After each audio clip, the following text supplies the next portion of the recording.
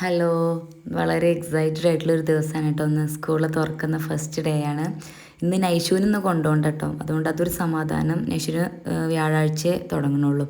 അപ്പോൾ ഞാനും ഇഷമോളും ഇന്ന് സ്കൂളിൽ പോവാണ്. അപ്പോൾ ഭയങ്കര സന്തോഷത്തിലായിരുന്നു കേട്ടോ. രാവിലെ ആയപ്പോൾ സ്കൂളിലെത്താനും ഒക്കെ ആയിട്ട്. അപ്പോൾ രാവിലെ എണീറ്റ് ഇഷമോളെ ഞാൻ മദ്രസക്ക് പറഞ്ഞയച്ചിട്ടുണ്ട്. എന്നിട്ടാണ് വീഡിയോ എടുക്കാൻ തുടങ്ങുന്നത്. അവൾ ചായ കുടിച്ച് പോവും. പിന്നെ എനിക്ക് എൻ്റെ കുപ്പിയിൽ വെള്ളം നിറക്കുക, കാക്കൂന് കുടിക്കാനുള്ള വെള്ളം ചൂടാക്കി ജഗ്ഗിൽ ഒഴിച്ച് വെക്കുക. ആ സമയത്ത് തന്നെ ഞാൻ അരി തിളക്കാൻ വെച്ചിട്ടുണ്ടായിരുന്നു. മുട്ടയും പഴവും കഴിക്കാൻ വേണ്ടി പുഴുങ്ങി വെച്ചിട്ടുണ്ടായിരുന്നു. ഇന്നലെ ഞാൻ മൈലാഞ്ചി ഇട്ടിട്ടുണ്ടായിരുന്നല്ലോ. അപ്പോൾ ആരൊക്കെ എന്നോട് പറഞ്ഞിട്ടുണ്ടായിരുന്നു, റാണി നമ്മൾ ബിഗ് ബി ആണ് ഇട്ടിട്ടുണ്ടായിരുന്നത്. അപ്പോൾ ബിഗ് ബി ഇട്ടതിന് ശേഷം അതിന് മുകളിൽ സിങ്ക് ഇട്ടാൽ പെട്ടെന്ന് പോകില്ല. അപ്പോൾ ഞാൻ ഇന്നലെ സിങ്ക് കൂടി ഇട്ടിട്ടുണ്ടായിരുന്നു. നല്ലോണം ചോദിച്ചിട്ടുണ്ട് കേട്ടോ, ഇനി നിൽക്കുമോ ഇല്ലേ എന്നുള്ളത് കണ്ടറിയാം. അപ്പോൾ ഞാനിതൊക്കെ കഴിഞ്ഞിട്ട് ചെറുതായിട്ടൊന്ന് എയറോബിക്സ് ചെയ്യാണ് കേട്ടോ. കുറേ നേരമൊന്നും ചെയ്യൂല, ഒരു മാക്സിമം 2-3 മിനിറ്റൊക്കെ തന്നെ ചെയ്യുള്ളൂ. പക്ഷേ അത് ജസ്റ്റ് ഒരു മൂമെൻറ്റിന് മാത്രമല്ല, അത് വേറെ ഒന്നുമല്ല, ബോഡിക്ക് ഒരു അനക്കം കിട്ടാൻ വേണ്ടിയിട്ട്. അത് കഴിഞ്ഞ് ഞാൻ എൻ്റെ സ്ഥിരം ജേർണലിങ്ങിലാണ്. ഫോർഗീവ്നെസ് ഉണ്ടായിരുന്നു, പിന്നെ ഗ്രാറ്റിറ്റ്യൂഡ് ഉണ്ടായിരുന്നു. അങ്ങനെ എനിക്ക് തോന്നുന്നതൊക്കെ എഴുതും. എനിക്ക് ഇന്നതിന് ഇന്ന ജേണൽ അങ്ങനെയൊന്നുമില്ല. ഞാനൊരു ഡയറി എടുത്ത് എനിക്ക് എന്തൊക്കെയാണെന്ന് തോന്നുന്നതൊക്കെ എഴുതും. കാര്യമായിട്ട് ഞാൻ പോസിറ്റീവ് ഇൻപുട്സ് മാത്രമേ കൊടുക്കലുള്ളൂ. പക്ഷേ ഈ ഒരു സ്വഭാവം, ഈ ഒരു ശീലം എൻ്റെ ലൈഫിൽ ഉണ്ടാക്കിയ ചേഞ്ച് ചെറുതൊന്നുമല്ല. വളരെ ഞാനൊരു 2 വർഷം മുമ്പുള്ള ഞാനും ഇപ്പോഴുള്ള ഞാനും തമ്മിൽ നല്ല വ്യത്യാസമുണ്ട്. അതിൻ്റെ മെയിൻ ആയ ഘടകം ഈ ഒരു ജേർണലിംഗ് ആണെന്ന് എനിക്ക് എപ്പോഴും തോന്നിയിട്ടുണ്ട്. അതിന് ശേഷം ഞാനിത് ആ ബുക്ക് വായിക്കാൻ കേട്ടോ. ഒരു പേജെങ്കിലും ദിവസം രാവിലെ വായിച്ചാൽ എനിക്കറിയില്ല, ഒരു സമാധാനമാണ് മനസ്സിക്ക്. എന്തോ ഒരു പുതിയൊരു ഫീല് കിട്ടാറുണ്ട്.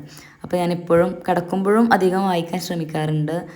വെക്കേഷൻ്റെ സമയത്തൊക്കെ കുറേ വായന തന്നെയായിരുന്നു. പക്ഷേ സ്കൂൾ തുറക്കുമ്പോൾ നമുക്കതിന് പരിമിതികളുണ്ടല്ലോ.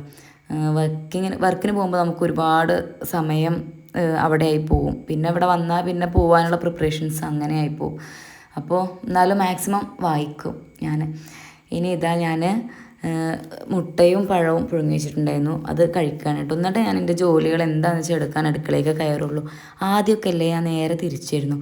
ഞാൻ രാവിലെ എണീറ്റ് വെള്ളം കുടിക്കും, എന്നും വെള്ളം കുടിക്കും, ചെറുപ്പം മുതലേ വെള്ളം കുടിക്കും. വെള്ളം കുടിച്ച് കഴിഞ്ഞ് അടുക്കളയിലുള്ള യുദ്ധം ഫുള്ള് കഴിഞ്ഞിട്ട് എൻ്റെ വയറ്റിക്കാൻ എന്തെങ്കിലും ആക്കണ്ടായിരുന്നുള്ളൂ. എൻ്റെ അമ്മയ്ക്ക് അങ്ങനെയായിരുന്നു, ഉമ്മാനെ കണ്ടിട്ടാണ് ഞാൻ പഠിച്ചിട്ടുണ്ടാവും, അതാവും. പക്ഷേ അതൊരിക്കലും നല്ല ശീലമല്ല. നമ്മൾ രാവിലെ എണീറ്റ് നമ്മുടെ വയറ് ഇങ്ങനെ വിശന്നിരിക്കുകയാണ്. നമ്മളപ്പോൾ എന്ത് കൊടുത്താലും അതിങ്ങനെ ആർത്തിയോടെ കഴിക്കാം, അബ്സോർബ് ചെയ്യാൻ വെയിറ്റ് ചെയ്തിരിക്കുക നമ്മുടെ വയറെന്ന് എനിക്ക് തോന്നിയിട്ടുണ്ട്. ആ സമയത്ത് നല്ല ഹെൽത്തി ആയിട്ട് എന്തെങ്കിലും നമ്മളെ വയറിന് കൊടുക്കണം. അപ്പോൾ ഞാനിപ്പോൾ എപ്പോഴും രാവിലെ എണീറ്റിട്ട് എന്തെങ്കിലും കഴിച്ചതിന് ശേഷം മാത്രമേ, എന്നും ഫുഡ് ഉണ്ടാക്കിയില്ലെങ്കിലും ജോലിയൊന്നും ചെയ്തില്ലെങ്കിലും വേണ്ട, കഴിക്കും എന്നുള്ളതാണ് ഇപ്പോഴത്തെ എൻ്റെ ഒരു പോളിസി എന്ന് പറഞ്ഞാൽ. നമ്മുടെ മക്കൾ എന്തെങ്കിലും വേണമെന്ന് പറഞ്ഞാൽ അവർക്കത് ഉണ്ടാക്കി കൊടുക്കും. ഭർത്താവ് എന്തെങ്കിലും വേണമെന്ന് പറഞ്ഞാലും എന്തൊക്കെ റിസ്ക് എടുത്തിട്ടാലും നമ്മളത് ഉണ്ടാക്കി കൊടുക്കും.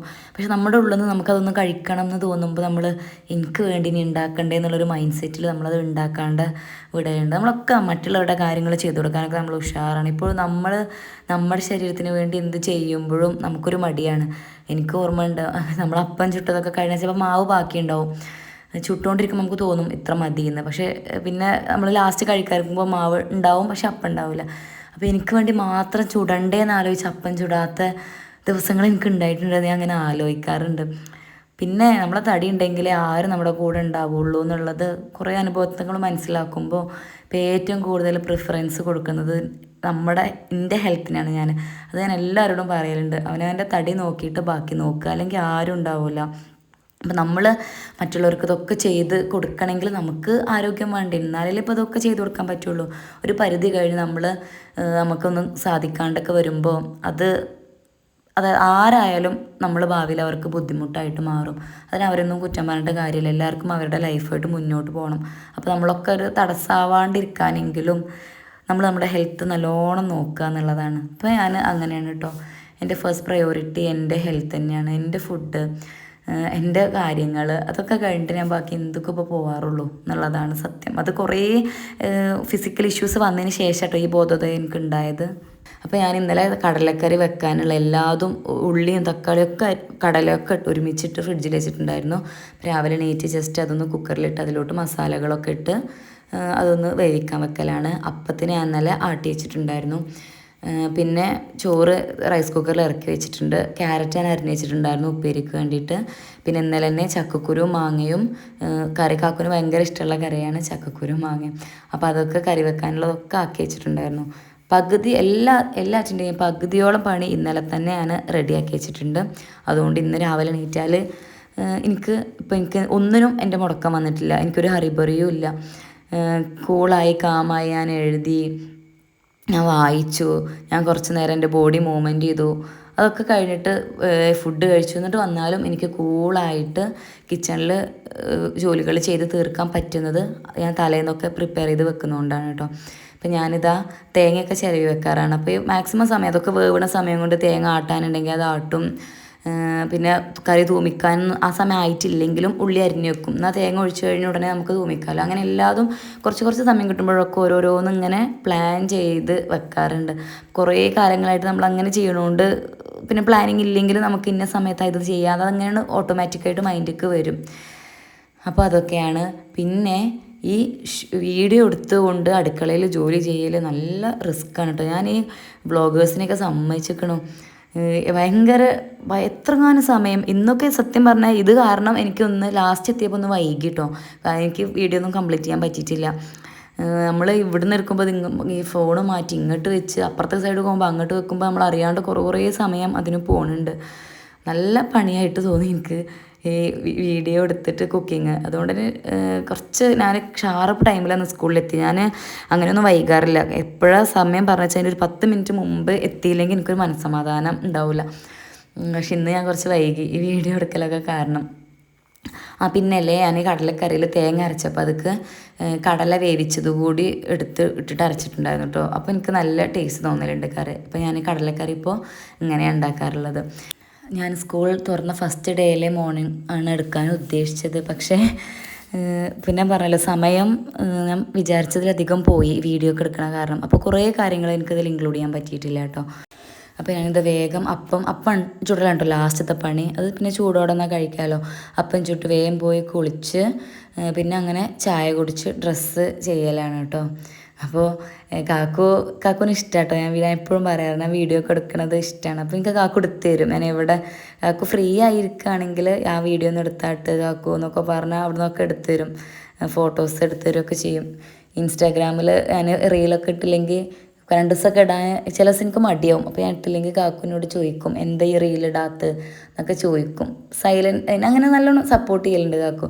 അപ്പോൾ ഇന്നും കുറേ ഭാഗങ്ങളൊക്കെ കാക്കു കേട്ടോ എനിക്ക് വീഡിയോ എടുത്ത് തന്നിട്ടുണ്ടായിരുന്നത്. പിന്നെ ഞാൻ സമയം നോക്കുമ്പോൾ കയ്യിൽ നിന്ന് പോയോ എന്നൊരു സംശയം. അപ്പോൾ ഞാൻ പിന്നെ കുറേ വീഡിയോ ഒന്നും എടുക്കാൻ നിന്നില്ല. വേഗം പോയി ബാക്കി കാര്യങ്ങളൊക്കെ ചെയ്തിട്ടുണ്ടായിരുന്നു. അപ്പോൾ ഇതാണ് കേട്ടോ ഞാൻ ഇന്നിട്ടുണ്ടായിരുന്ന ഡ്രസ്സ്.